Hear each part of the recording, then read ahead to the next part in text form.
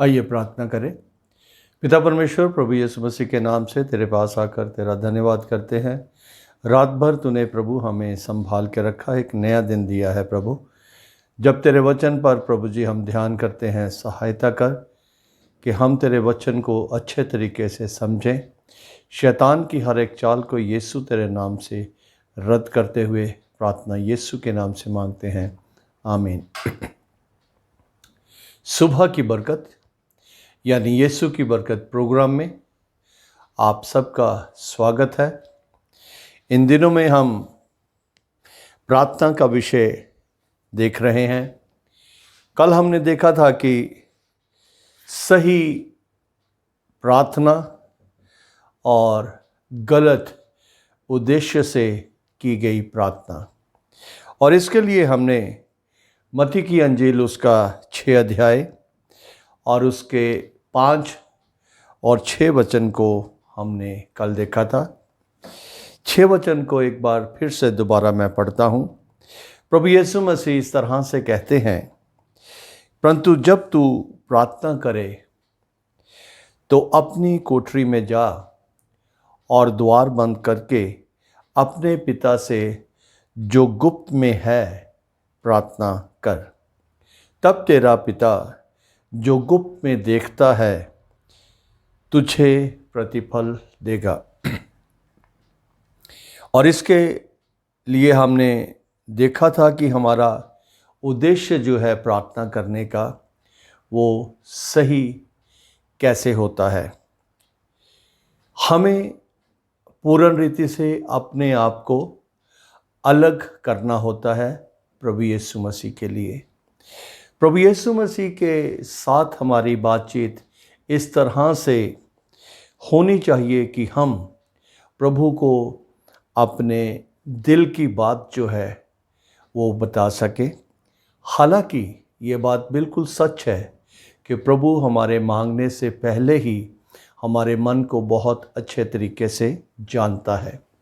और 5 वचन में हमने देखा था कि प्रभु यीशु मसीह ये कहते हैं कि आराधनालयों में या सड़कों के मोड़ों पर खड़े होकर प्रार्थना करने का अर्थ ये है कि लोग देखें, लोग प्रशंसा करें, लेकिन उसको प्रभु यीशु मसीह ये कहकर आगे बढ़ते हैं कि वो अपना प्रतिफल पा चुके हैं।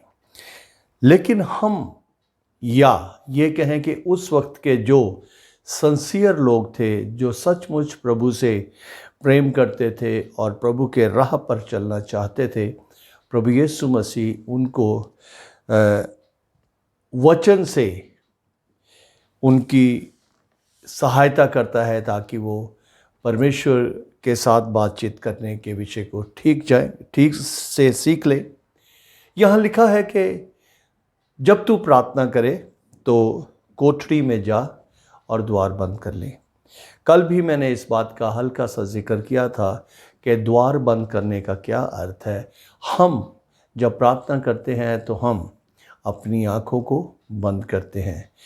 ये किसी भी तरीके से गलत नहीं है और ये किसी भी रीति से इसको हम सही भी नहीं कहते, क्योंकि अगर हम आंखें बंद कर लें और हमारा ध्यान जो है वो प्रभु की ओर ना होकर दूसरी चीज़ों की ओर रहे तो उससे भला यही है कि आंखें खोलकर प्रार्थना करके अपना पूरा ध्यान जो है वो प्रभु की ओर लगाया जाए। लेकिन ये संभव नहीं है।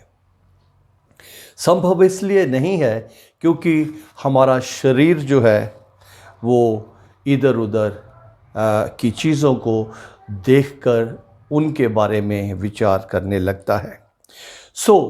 आज हम यहाँ पे देखते हैं कि 7 वचन में इस तरह से लिखा है, प्रार्थना करते समय अन्य जातियों के समान बक बक ना करो, क्योंकि वे समझते हैं कि उनके बहुत बोलने से उनकी सुनी जाएगी। मुझे कई बार सेवकाई में ऐसा सुनने के लिए मिला है कि पास्टर जी बहुत छोटी प्रार्थना करते हैं, इनको बहुत गढ़ के प्रार्थना करनी चाहिए, मतलब इनको बहुत ज़ोरदार तरीके से प्रार्थना करनी चाहिए या इनको लंबी प्रार्थना करनी चाहिए। लेकिन मैं ये समझता हूँ कि थोड़े से शब्द भी प्रभु के सामने विश्वास योग्यता से बोले जाएं और पूरे इरादे से बोले जाएं और उनका मतलब हमें पता हो कि हम क्या बोल रहे हैं, तो वो ज़्यादा अच्छा है, बजाय इसके कि जैसा प्रभु यीशु मसीह यहाँ पे बता रहे हैं कि जब तुम प्रार्थना करो तो अन्य जातियों की तरह बक बक ना करो, क्योंकि वे समझते हैं कि उनके ज़्यादा बोलने से उनकी सुनी जाएगी। यानी कि कहीं ना कहीं ये बात ज़रूर होती है कि ज़्यादा बोलने से हमारी प्रार्थना जो है वो सुनी जाती है, लेकिन वो जो विचार है वो सही नहीं है। इसलिए हमें ध्यान देना है कि जब हम प्रार्थना करते हैं, बक-बक करने का अर्थ क्या है? बक-बक करने का अर्थ जो मैं समझता हूँ वो ये है कि मीनिंगलेस, जो जिसका कोई मतलब भी नहीं है, वैसे ही बोलते जाना, दोहराते जाना, एक ही बात को दोहराते जाना, उसको शायद इस तरह से कहा गया है कि ज़्यादा बक-बक नहीं करनी। इसके लिए हमें ध्यान करने की ज़रूरत है। 8 वचन में इस तरह से लिखा है, इसलिए तुम उनके समान ना बनो। यानी कि जो उनका तरीका है वो सही नहीं है। इस वजह से यीशु मसीह यहाँ पे हमें कह रहे हैं कि उनके समान ना बनो। प्रभु यीशु मसीह ने कभी भी अपने बच्चों से कुछ छिपाया नहीं है। जो गलत है प्रभु यीशु मसीह अपने वचन के द्वारा उसको समझाते हैं, क्योंकि तुम्हारा पिता तुम्हारे मांगने से पहले ही जानता है कि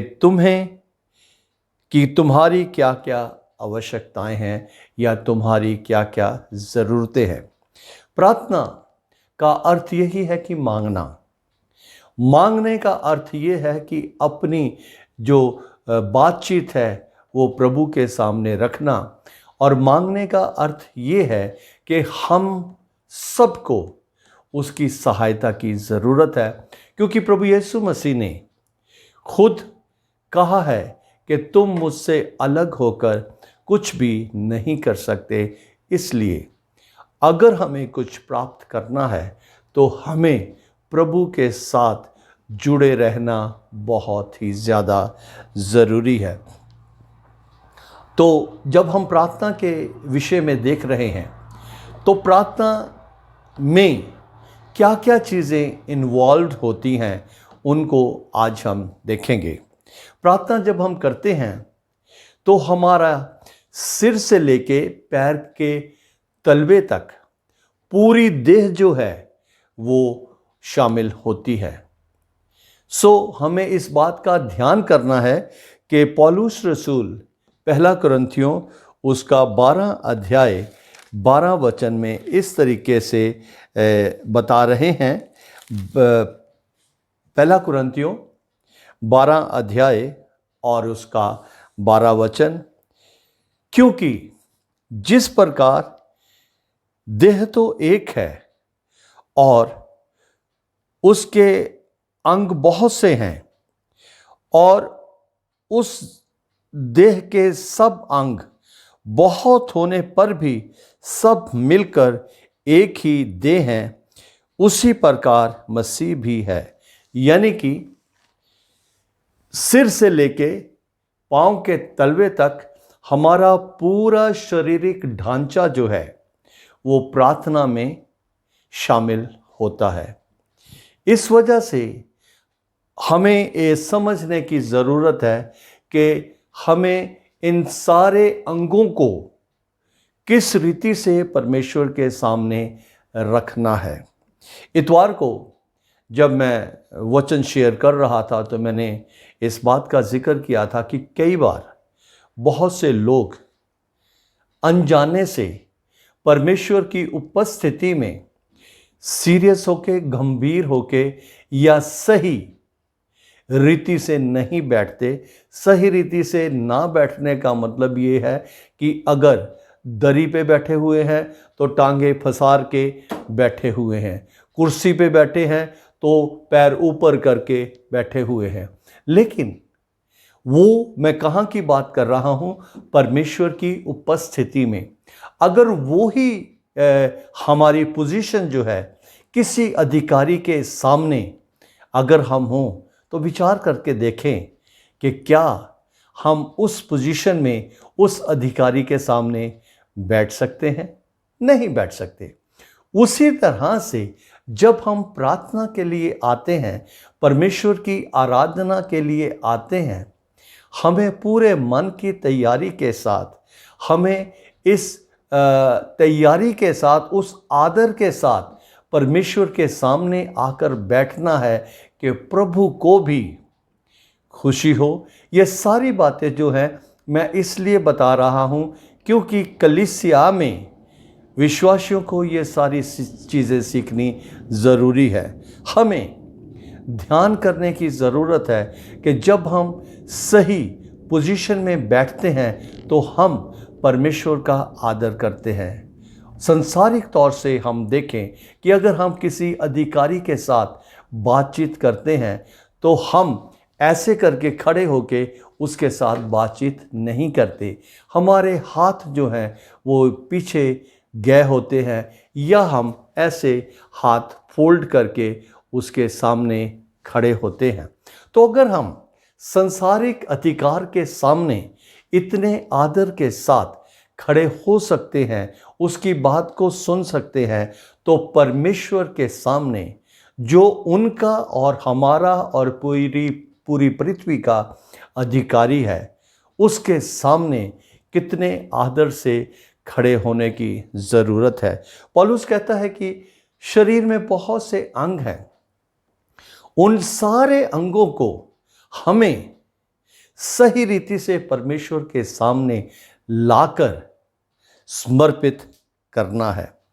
अगर हम पहला कुरिन्थियों उसका 9 अध्याय और उसके 27 वचन को देखें, पहला कुरिन्थियों उसका 9 अध्याय और उसके 27 वचन में इस तरह से पौलुस रसूल कहता है, परंतु मैं अपनी देह को मारता और कूटता हूँ और वश में लाता हूँ, ऐसा ना हो कि औरों को प्रचार करके मैं आप ही किसी रीति से निकम्मा ठहरूं। अगर हमारा परमेश्वर के सामने सही पोजीशन होगी या हमारा व्यवहार जो है परमेश्वर के सामने सही होगा तो प्रभु को खुशी होती है। अगर हमारा व्यवहार जो है संसारिक अधिकारी के सामने अगर सही नहीं होता, चाहे वो हमारे मुंह पर ना कहे, लेकिन बाद में वो ज़रूर इस बात को सोचता है कि इस व्यक्ति को मैनर्स नहीं है या ये व्यक्ति के ओहदे की इज्जत नहीं करता। तो इन सारी बातों को जब हम वचन से देखते हैं, पौलुस रसूल इस बात को समझाता है कि वो भी सिर से लेके पांव तक हर एक अंग से परमेश्वर की सेवा में लगा है। और वो कहता है कि मैं इस शरीर को वश में करने के लिए मारता और कूटता हूँ।